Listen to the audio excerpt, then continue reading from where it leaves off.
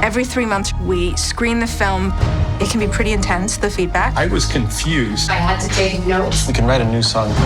Maybe we have 1 song left to write, or maybe we have 5. I just don't want to let the fans down. Right. We made this movie for them. All right, ready? Into the unknown. You're an audience that loves these characters. Into the unknown. I wasn't prepared to cry at this. Into the unknown. If you can do better, you have to do it. I watched this thing because I like behind the scenes stuff. Just in general, I'm a special features kid, and that's a big part of how I learned and became passionate about films and filmmaking. So this is on Disney Plus right now. It's like 10 episodes, I think, maybe 8. I can't remember. But it's not just like a 2-hour documentary. It's like a whole little thing. I went ahead a miniseries. Yeah, pretty much. Yeah. And it's essentially just the process and the things that can happen when you're making a movie, but it's this time animation, which is incredibly difficult to make an animated film. There's so much that goes into it. There's so much that can change. There's so much that can get revamped. And it's a much longer process from actual beginning of production to end of production than it is, a live action film.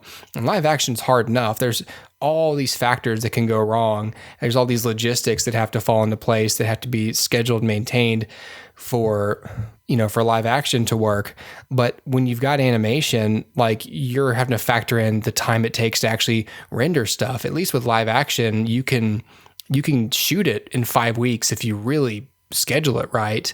But animation, like, if you change a scene too late in the process, you have to triage a bunch of the animators to go over and help with that, because it's not just as simple as doop-a-doop, set up some lights and shoot. It's really hard. And and there's people who can't start their work on those scenes until they're actually animated and rendered and they're looked at and the motion looks right. It's bonkers.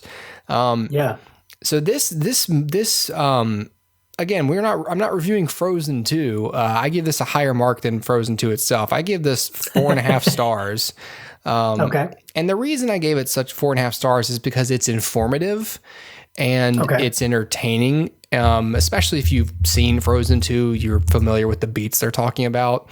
And it's pretty honest. I mean, they go through sections of the film or of the documentary where they're talking about those meetings they had and those screenings they had where they had to face the idea that, like, hey, we're not sure what the voice is, or I was confused here. Like, they're having to deal with friends and family screenings and crew screenings and test screenings where they're getting feedback like, we're confused and we think kids might be confused, and all the stuff that you and I kind of talked about in terms of, or that I talked about. I don't think you saw this.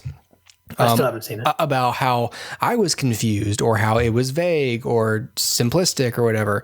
But what this did do for me was, because I know the work that goes into these films. We know the work that goes into these films, but what the series reminded me of was the human beings behind that work and their passion for telling stories, even when I don't receive those stories the way that I wished I had, or the way that I was intended to. I didn't respond personally to Frozen 2. I have all kinds of problems with it. But when you intuit their intentions, or when you watch something like this where you can see, all right, clearly they're not just a bunch of bozos who are trying to make money for Disney. These are people who either figure, hey, if someone's going to make this moneymaker, it needs to be me and I need to elevate it, or they genuinely want to make something good and something resonant. And Jennifer Lee, the co-director and the current head of Disney Animation, I think she's the head of Disney Animation. So not only is she having to oversee other films in production for Walt Disney Animation, she's also the writer and director of this film, and how full her schedule is. I mean, you go into Chris Buck, the other co-director, like the idea that I think he was recently dealing with I don't know if it was recent or not, but he is still grieving the death of his son throughout all this. And there's just, it's just little bit of story with these people, and I guess what drives them to make art.